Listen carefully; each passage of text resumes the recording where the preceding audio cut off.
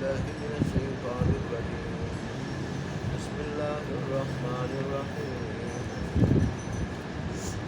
أفمن شرح الله صدره للإسلام فهو على نور من ربه فويل للقاسية قلوبهم من ذكر الله أولئك في ضلال مبين.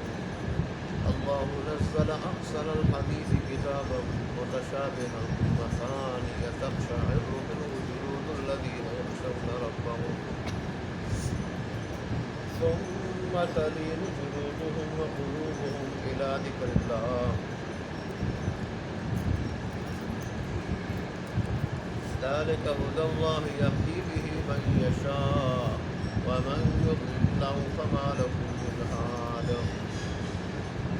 أفمن يتقي بوجهه سوء العذاب يوم القيامة وقيل للظالمين كونوا ما كنتم تكسبون.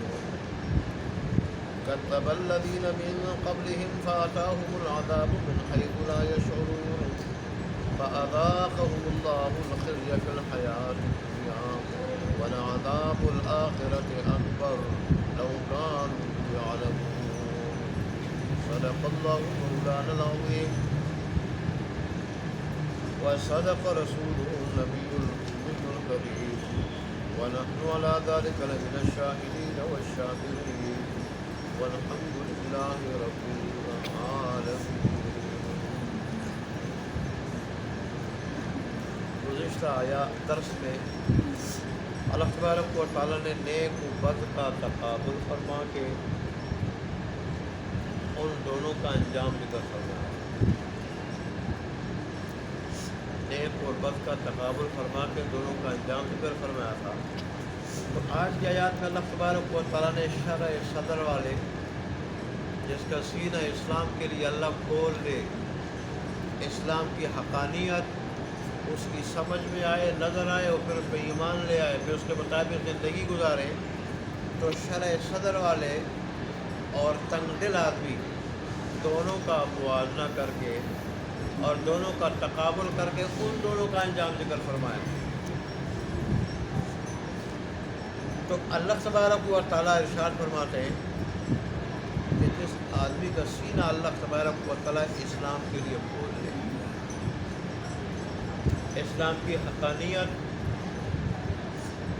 اس کو نظر آ جائے, سمجھ میں آ جائے, پھر اسلام قبول کر لے, دین اسلام پہ ایمان لے آئے اور اس طرح دین اسلام کا نور اس کے اندر داخل ہو جائے اور پھر اس کی روشنی میں اللہ تبارک و تعالیٰ کی اطاعت وہ شروع کر دے, تو یہ آدمی اللہ تبارک و تعالیٰ کی طرف سے بھیجے ہوئے نور پر ہے, روشنی پر ہے. یہ گمراہ نہیں ہو سکتا, یہ گمراہ نہیں ہو سکتا. اور اس کے مقابلے میں جو لوگ اللہ کے بھیجے ہوئے ذکر, بھیجے ہوئے قرآن, بھیجے ہوئے دین سے ان کے دل سخت ہیں کہ ان کو دیکھتے نہیں, ان کو سنتے نہیں, ان کو مانتے نہیں, ان پہ ایمان نہیں لاتے, اس کے مطابق زندگی نہیں گزارتے. تو ایسے لوگوں کے لیے تباہی ہے, ہلاکت ہے, دونوں جہانوں میں, خاص کر آخرت, دونوں یہ برابر نہیں ہو سکتے. یہ لوگ کھلی گمراہی میں ہیں, ان کو ہدایت نہیں مل سکتی ایسے لوگ.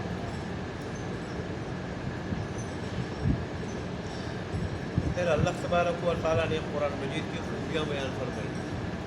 قرآن مجید کی خوبی کہ اللہ تبارک و تعالیٰ کی ذات وہ ہے جس نے بہترین سب سے اچھا کلام نازل فرمایا, یعنی کتاب قرآن مجید کو, جس کی آیات کے مضامین آپس میں ملتے جلتے ہیں, ان میں تضاد نہیں, تناقض نہیں, ایک دوسرے کے منافی نہیں, بعض کی تصدیق کرنے والی ہیں اور بعض کی تفسیر کرنے والی ہیں, اور پھر وہ مسانی بار بار دہرائی جاتی ہیں, پڑھی جاتی ہیں. سب سے زیادہ پڑھا جانے والا, سب سے زیادہ پڑھی جانے والی کتاب اللہ کی آخری کتاب قرآن مجید ہے. دنیا میں سب سے زیادہ پڑھی جاتی ہے، اور اس کو آدمی جتنا بھی پڑھے، ہاں معنی جانتا ہو یا نہ جانتا ہو، بور نہیں ہوتا، مزہ آتا ہے۔ آدمی کہتے ہیں اور پڑھتا جاؤں اور پڑھتا جاؤں اور پڑھتا جاؤں، حالانکہ دنیا کی کوئی بھی کتاب ایک مرتبہ آدمی پڑھ لے دوبارہ پڑھنے کو دل نہیں کرتا۔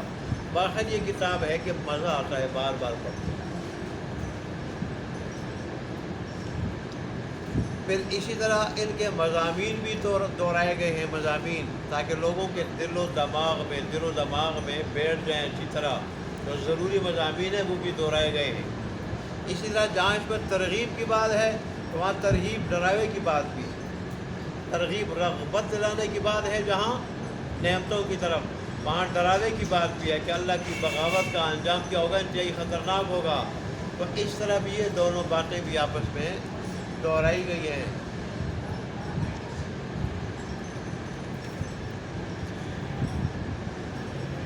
قرآن مجید کی آیات کو بار بار پڑھا جاتا ہے، دہرایا جاتا ہے۔ اور ایک صفت یہ بھی ہے کہ قرآن مجید کی آیات سننے سے لوگوں پہ اللہ کے ڈر سے رونگٹے کھڑے ہو جاتے ہیں، رونگٹے، خوف خدا سے رونگٹے کھڑے ہو جاتے ہیں۔ یہ بھی اس کی صفت ہے، لوگوں پہ لرزہ طاری ہو جاتی ہے اللہ تبارک و تعالیٰ کی عظمت کی وجہ سے، خوف کی وجہ سے۔ ایسا کلام ہے یہ، اور پھر ان کے جسم اور ان کے دل اللہ کی یاد اور اللہ کے ذکر کی طرف متوجہ ہو جاتے ہیں قرآن سن کے۔ یہ قرآن کی تاثیر ہے، قرآن کا اثر ہے۔ اللہ اکبر، اللہ اکبر۔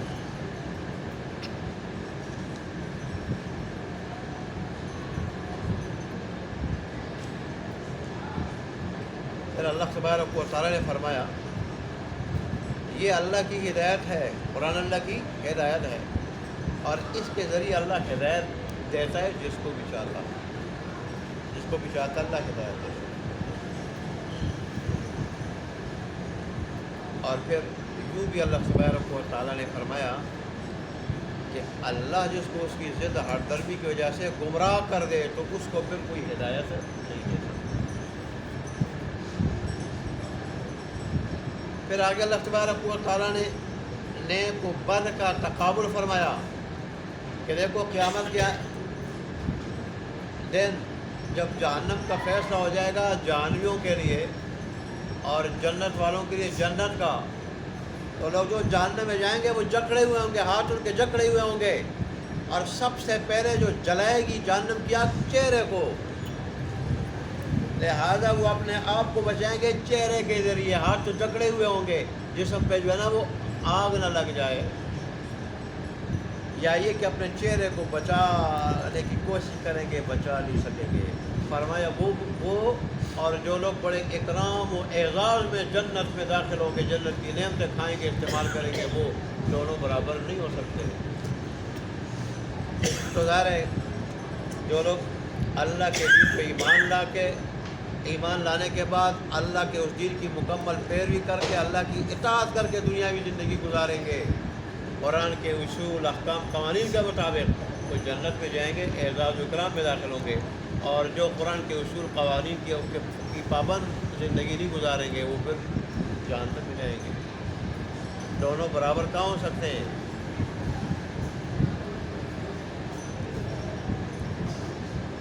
پھر اللہ تبارک و تعالیٰ نے فرمایا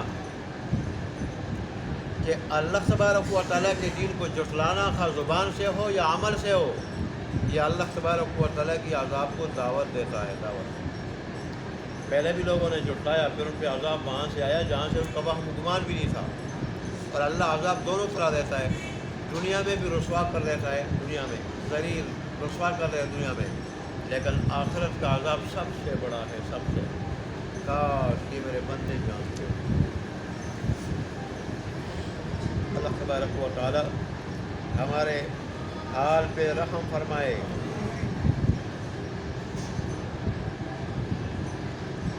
آج اللہ تبارک و تعالی کا ایسا خوبصورت کلام، بڑے جامع اصول والا، قوانین والا، احکام والا، وہ ہمارے اندر ہے، لیکن ہم نہ اس کو سیکھتے نہ اس پہ عمل کرتے۔ دیکھیں خطبہ کو ہم خطبے میں بھی پڑھتے ہوئے سنتے ہیں کہ احسن الحدیث کتاب اللہ، سب سے اچھی بات، بہترین بات وہ اللہ کی کتاب قرآن میں۔ وَأَحْسَنُ الْهَدْيِ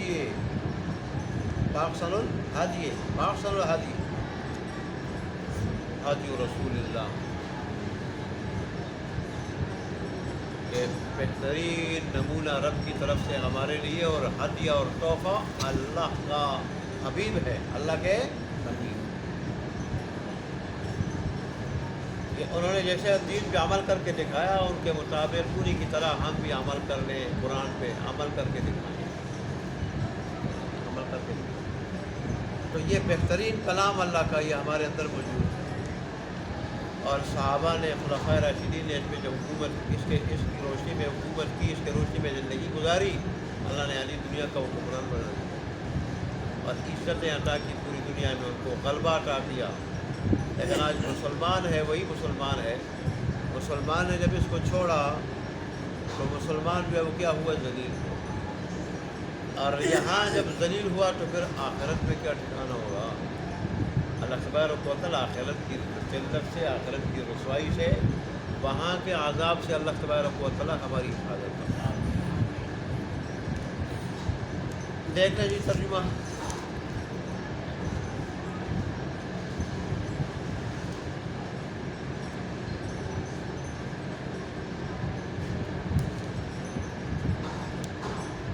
ویسے دین اسلام کے لیے اللہ تبارک و تعالیٰ سینہ کھول دے،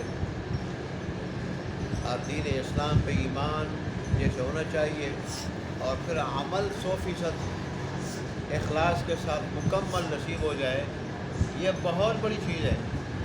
لیکن ان کی کچھ نشانیاں بھی ہیں، عبداللہ بن مسعود نے کسی سے پوچھا کہ اللہ تبارک و تعالیٰ کہ حبیب صلی اللہ علیہ وسلم نے سلسلے میں کچھ بتایا ہے کہ اس آدمی کا سینہ اللہ نے دین اسلام کے لیے کھول دیا ہے؟ انہوں نے کہا نشانی ہے۔ اللہ کے حبیب صلی اللہ علیہ وسلم نے فرمایا کہ وہ نشانی یہ ہے کہ جس آدمی کا سینہ اللہ دین اسلام کے لیے کھول دے تو وہ پھر دنیا سے بے رغبت ہوتا ہے اور آخرت کی طرف رغبت رکھتا ہے، آخرت کی طرف رغبت رکھتا ہے، اور موت سے پہلے، آنے سے پہلے موت کی تیاری کرتا ہے۔ کیا مطلب؟ وہ اعمال انجام دیتا ہے، وہ اعمال کہ جس سے آخرت بنتی ہے، جس سے آخرت بنتی ہے۔ یہ آخرت کی رغبت ہے، یہ موت کے آنے سے پہلے اس کی کیا ہے؟ تیاری ہے۔ اور دنیا کی لالچ اس کے دل میں نہیں ہوتی، اس سے بے رغبت ہوتا ہے۔ تو سمجھ جائے کہ اس آدمی کا سینہ اللہ تبارک و تعالیٰ نے دین اسلام کے لیے کھول دیا۔ اللہ تبارک و تعالیٰ ہمارا سینہ بھی دین اسلام کے لیے کھول دیا، اور ہمیں بھی اللہ تبارک و تعالیٰ دین اسلام پہ مکمل 100% اخلاص کے ساتھ 100% مکمل عمل کرنے کی توفیق عطا فرمائے۔ دیکھیں جی ترجمہ۔ افامن شرح اللہ، والا وہ شخص کہ کھول لے اللہ تبارک و تعالیٰ صدر اس کا سینہ دین اسلام کے لیے، فہو علی نور من ربہ، بس وہ نور پر ہے اپنے رب کی طرف سے، بس وہ نور پر ہے اپنے رب کی طرف سے۔ اچھا جی، ظاہر دین اسلام پہ ایمان جب لے آتا ہے تو ایمان سے دل کے اندر ایسی روشنی پیدا ہو جاتی ہے کہ دین اسلام کی حقانیت اس کو نظر آ جاتی ہے، اور پھر اس پہ جو ہے اس مکمل عمل کرتا ہے، اس کے قوانین کے مطابق زندگی گزارتا ہے۔ یہ مطلب ہے اس کا۔ گمراہی سے وہ بچ جاتا ہے، وہ ہدایت پہ سیدھے راستے پہ قائم رہتا ہے، پھر آخر اللہ تبارک اس کو جنت نصیب کرتا ہے۔ فویل للقاسیۃ قلوبہم، پر ہلاکت ہے ان لوگوں کے لیے کہ جن کے دل سخت ہیں، جن کے دل سخت ہیں من ذکر اللہ، اللہ کے ذکر سے۔ رسول اللہ صلی اللہ علیہ وسلم کے پاس ایک آدمی آیا، اس نے کہا کہ دین میں فضائل کے تو بڑے اعمال ہیں، فضائل کے تو بڑے اعمال ہیں، تو کوئی ایسا عمل مجھے بتا دیں کہ میں اس پہ عمل کروں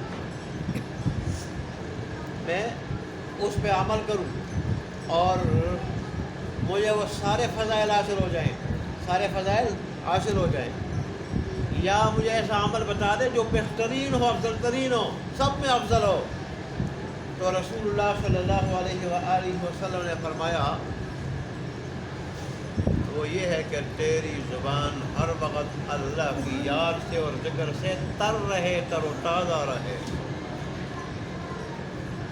دوسرے ایک آدمی نے کہا کہ مجھے افضل ترین عمل بتا دے، تو رسول اللہ صلی اللہ علیہ وسلم نے فرمایا کہ دنیا سے اس حال میں جدا ہو جائے، چلا جائے کہ تیری زبان اللہ کی یاد سے تر ہو، تر و تازہ ہو۔ بعض روایت میں آتا ہے کہ اللہ کی یاد سے، اللہ کے ذکر سے بڑھ کر کوئی چیز اللہ کی پکڑ ہو اور اللہ کے عذاب سے بچانے والا نہیں ہے۔ اور اللہ کے ہاں جو قرب نصیب ہوتا ہے، قرب نصیب ہوتا ہے اللہ کے ذکر سے، اللہ کے ذکر سے۔ جو اللہ کو یاد کرتا ہے اللہ اس کو یاد کرتا ہے۔ کوئی دل میں کرتا ہے اللہ بھی کہتے ہیں میں بھی دل میں یاد کرتا ہوں، اور اگر کوئی زبان سے یاد کرتا ہے اللہ فرماتے ہیں میں بھی زبان سے یاد کرتا ہوں۔ کوئی مجلس میں یاد کرتا ہے میں بھی اس سے بہتر مجلس میں یاد کرتا ہوں۔ ذکر کی یہ فضیلت ہے۔ اللہ نے فرمایا کہ مجھے اپنے آباء و اجداد سے بھی زیادہ یاد کیا کرو۔ اگر کامیابی چاہتے ہو، اگر فلاح چاہتے ہو دونوں جہانوں کی، لعلکم تفلحون کے الفاظ ہے، واذکروا اللہ کثیرا لعلکم تفلحون، اللہ کو کثرت سے یاد کرو تاکہ تم کامیاب ہو جاؤ۔ اور کامیابی بھی دنیا آخرت کی قید کے ساتھ نہیں، مطلقاً وہ بڑی ذات ہے، بڑی ذات ہے۔ وہ جب کامیابی لیتا ہے وہ بھی بڑی اور جامع کامیابی، دونوں جہان، اس کے پاس دونوں جہانوں کی کامیابی۔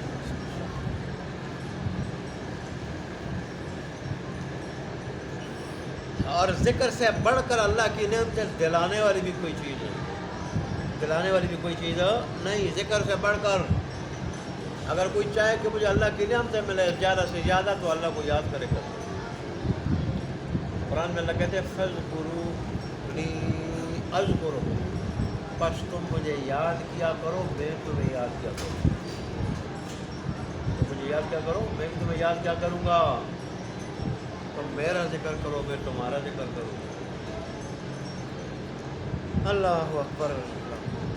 اللہ نے فرمایا جن کے دل سخت ہے میری یاد سے، مجھے یاد نہیں کرتے، میرے دین پہ چلتے نہیں ہیں، اولئک فی ضلال مبین، ایسے لوگ کھلی گمراہی میں۔ ذکر سے انسان غافل نہیں ہو سکتا، غافلین میں لکھا نہیں جاتا۔ اور ذاکرین کے لیے ایک اسپیشل محل اللہ بنائے گا، اسپیشل رب کی طرف سے اسپیشل۔ وہ کیسا ہوگا؟